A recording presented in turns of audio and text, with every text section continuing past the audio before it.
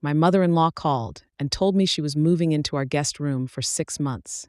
She didn't ask. She announced it. What she didn't know was that I'd caught her going through my underwear drawer 2 days before. So let me back up. Patricia didn't just wake up one day and decide to take over my life. She'd been testing me for years. Like, literally testing what she could get away with. When I first started dating David 5 years ago, Patricia seemed normal enough. A little much, maybe. She called him every day, sometimes twice. She had opinions about everything he did. His job, his apartment, what cereal he bought. But David was 28 and still asking mommy what to eat for breakfast, so I figured that was just their thing. The red flags showed up when we got engaged. Patricia wanted to be involved in every single wedding decision. Not just the big stuff. Everything. My dress. My flowers. My nail polish. When I told her some things should be left to the bride, she got this hurt look. I just want David's wedding to be perfect. I've been dreaming of this day since he was born. David's wedding. Not ours. David's. But the real Patricia came out during wedding planning meetings. She'd show up without being invited. Just checking in, she'd say.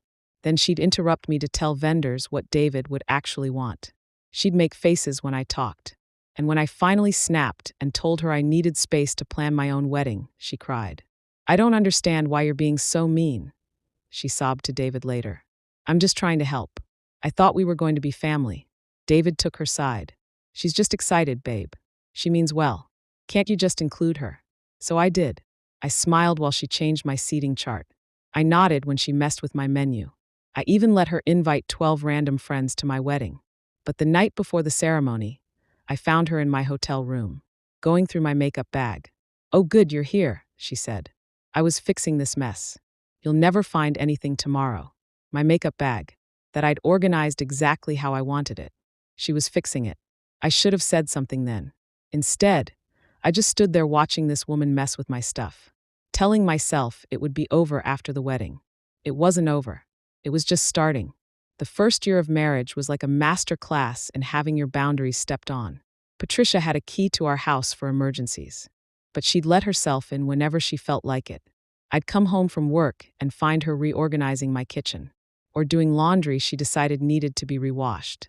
When I complained to David, he'd shrug. "She's just helping. What's the big deal?" The big deal was I never felt like my house was actually mine. She commented on everything. How I cooked David's eggs. What toilet paper I bought. My throw pillows. It was never direct criticism. Always helpful suggestions. "Oh, David likes his eggs over easy. Did you know that? This toilet paper is so rough. David has sensitive skin. These pillows are pretty, but don't you think they're too bright for David?" Everything was about what David liked. Like I was some stranger who'd moved into his life instead of his wife. But I adapted. I learned to keep quiet. Pick my battles. When she criticized my cooking, I'd smile and cook what I wanted anyway. When she rearranged my house, I'd put it back after she left. It was exhausting but manageable. Then I got pregnant. Patricia lost her mind with excitement. She started showing up even more, bringing baby magazines I didn't ask for. She had opinions about my doctor, my birth plan, my nursery colors. She wanted to know about every appointment, every symptom, every decision. "I raised 3 kids," she'd remind me constantly. "I know what works." When I was 7 months along, she started dropping hints about moving in. "New moms need so much help," she'd say. I remember feeling so lost with my first. It's important to have someone experienced around. I'd changed the subject, but she kept pushing. David was such a fussy baby. I'm probably the only one who'd know how to handle it if this one's the same. Breastfeeding is so hard. I nursed all my babies. I could help you figure it out. Every conversation became about how much I was going to need her, how unprepared I was, how lucky I'd be to have her there. When Emma was born, Patricia was at the hospital within an hour. She pushed into my recovery room while I was still trying to process what had just happened. Still trying to figure out how to hold this tiny person. "Let Grandma have a turn," she said, reaching for Emma before I'd even gotten a good look at her. She stayed for 6 hours that first day. 6 hours of her telling me what Emma's cries meant, correcting how I held her. Support her head more. Not so tight. She's hungry. I can tell by how she's moving her mouth. When we came home, Patricia was there every day. She'd show up in the morning and stay until evening, taking over everything. She'd change Emma's diapers before I could get to her. She'd tell me what every sound meant. She gave me constant advice about everything from swaddling to feeding schedules. "You're doing it wrong" became her favorite phrase. "Here, let me show you." But the underwear thing was what finally made me see what was really happening. I went upstairs to shower while Patricia watched Emma. When I came back down, I realized I forgot my phone. I walked past the guest room and saw her through the crack in the door. She was standing at my dresser, going through my top drawer, my bras and underwear, not looking for something specific, just looking, picking things up, looking at them, moving them around. I stood there frozen, watching my mother-in-law go through my most personal stuff. When she heard me, she quickly closed the drawer and pretended to adjust the curtains. "I was just checking if this room gets enough light," she said with that fake smile. "You know, in case Emma needs to nap in here." That night, I told David what I saw. He looked uncomfortable, but tried to explain it away. "Maybe she was looking for something to borrow, or maybe she thought you put something of hers in there." "David, she was going through my underwear. I'm sure there's an explanation. Mom would never do something like that on purpose." That's when I realized David was never going to see his mother clearly. She could do literally anything, and he'd make excuses for her. So when Patricia called 3 days later, I was ready. "I've been thinking," she said in that fake casual voice. "Emma's still so little, and you're still learning. I think it would be best if I moved into your guest room for a while. 6 months at least. Maybe longer, depending on how things go. I can help with night feedings. Show you how to do things." David thinks it's a great idea. Of course he did. "Patricia," I said, bouncing Emma as she fussed. "That's nice of you to offer, but David and I haven't talked about this." "Oh, but he already said yes. We talked yesterday when he stopped by. He's so worried about you managing alone." Managing alone. Like taking care of my own baby was impossible. "I appreciate it, but we're doing fine." "No, you're not. No first-time mom is fine. You need help. Experience."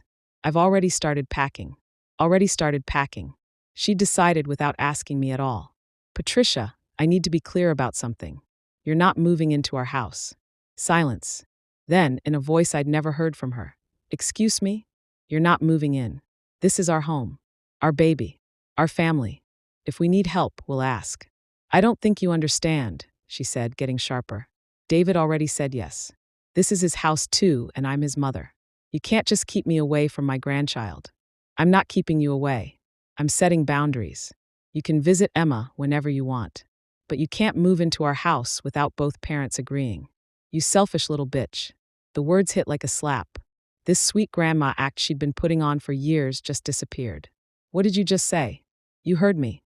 You're keeping me from my grandchild because you're jealous and insecure. David warned me you might be like this." David warned her I might be like what? Someone who wanted privacy in my own home?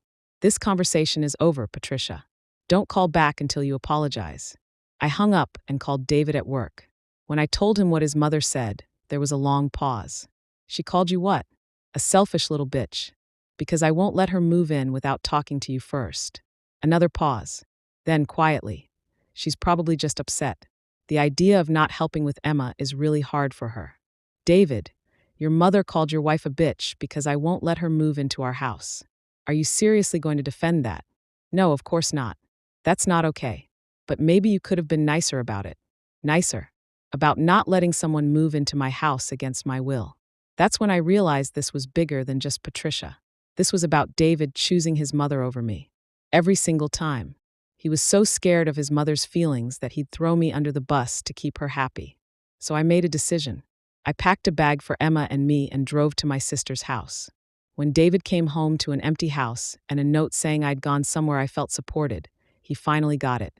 Patricia showed up at my sister's 2 days later, crying and apologizing, saying she was stressed, that she never meant those things, that she just wanted to be part of Emma's life. But I'd seen the real her now.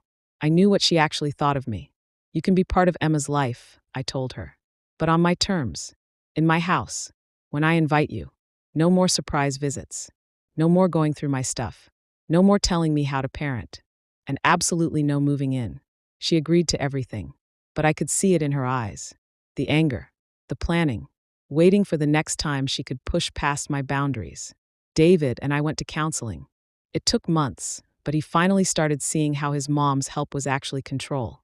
how her concern was actually criticism, how her constant presence was choking our marriage. Emma's 6 months old now. Patricia sees her twice a week. Supervised visits. She's never alone with my daughter and never will be. Because I learned something important those 3 weeks at my sister's house. I don't have to set myself on fire to keep other people warm. I don't have to give up my peace for someone else's comfort. I don't have to let anyone treat me like a stranger in my own life. Not even family. Patricia thought she could walk all over me because I'd let her do it for years. She thought I was weak, easy to control.